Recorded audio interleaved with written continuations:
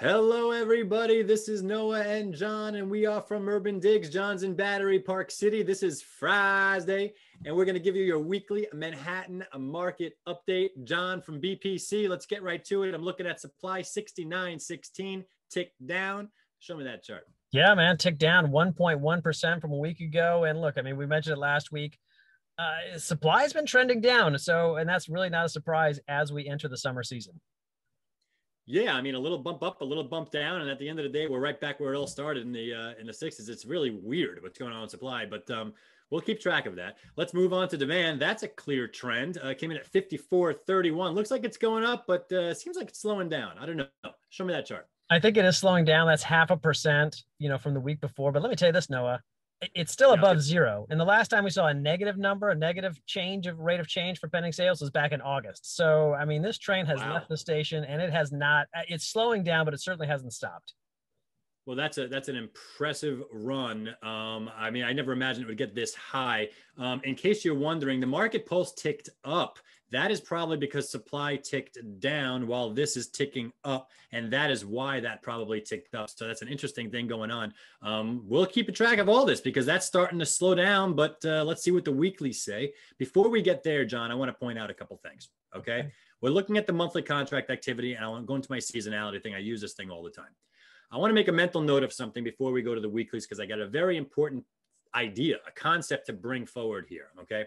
When I look at the next 4 months, so I'm looking at this month, June, July, August, and September, okay? And I add up all the average of deal volumes that we're supposed to get. It adds up to 890 deals a month. Yeah. Okay, if you add all these together. I just want to get through the summer slowdown, okay?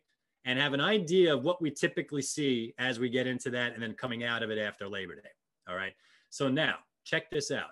We're going to go to our weeklies for now, and then keep that mental number in mind. And we're going to come back to that in just a second. Okay. Looking at 1 week supply, 426 coming up. Johnny, show me that chart.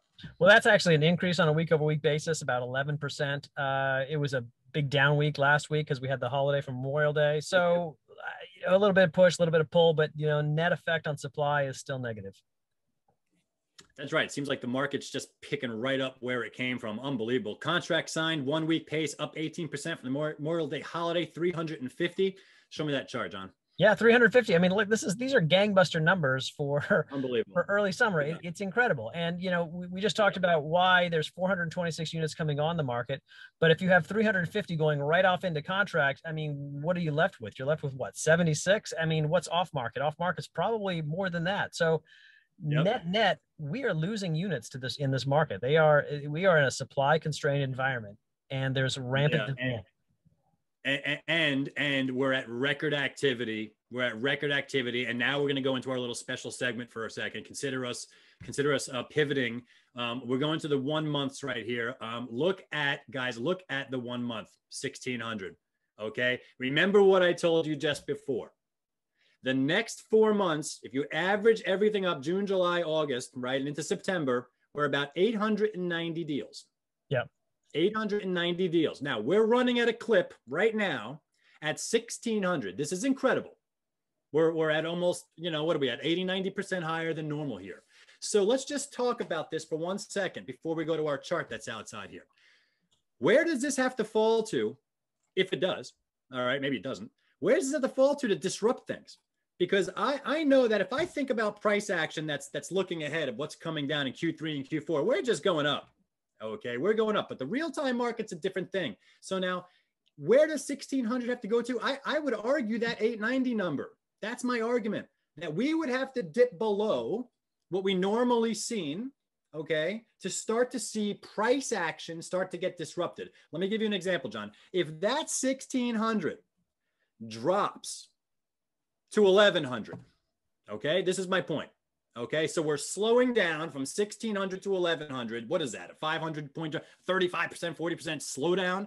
1100 is still what we reach in record territory, and that's not gonna disrupt price action.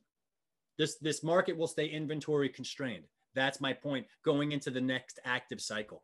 So this is crazy times. We got to keep track of that. But I just wanted to give you some thoughts of what I had on where this number needs to drop to kind of disrupt to disrupt price action. And it's got a long, long, long way to go. It does. It does, and I totally agree with you. I think that the one caveat I would add is we've seen an explosion in deals in the 2 to 4 and over 4, and that's really putting a lot of pressure behind the price per square foot numbers, which you're going to get into in a second. So yeah, you might not have to get down to that number if you see a complete contraction in luxury volumes. You could get a little hurt there, but I totally agree with you that right now deal volume or deal pace is it's going to have to decline really significantly to show any sort of impact. That's the point. That's the point. I think we're going to go down. The question is, where do you go? 1,300, 1,400, 1,200, 1,100. And quite frankly, if we wherever we stop, if it's above 1,000, that's still very, very strong. So I want to make a note of that. Now let's go to our final theme here, because this is really cool. This is cool. We pulled data back to 2008. All right. Let's just point out what we're looking at here. The blue bars are pending sales. Mm-hmm. Pending sales is the blue bars. That's why it's straight up. That's your real-time urgency. In real time. Right now we're looking at closed data. Right, so let's just put this here. This is all closed data. The red line is price per square foot by contract sign date. We innovated that tool. We love that tool. By contract sign date, that's your leading indicator. And the black line is price per square foot by sale date, which is more lagging. Yeah. So now if you look at pending sales going straight up to record territory, okay, and now you look at the red line right over here, which is the contract sign date price per square foot, almost telling you a pull. When you see it move one way, it's a leading indicator. It's going to be pulling the black line one way or the other.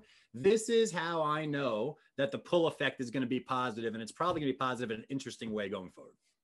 Yeah. And I will point out that you'll see that, if you go back a few bars, you're going to see that big spike right there. That is the mansion tax.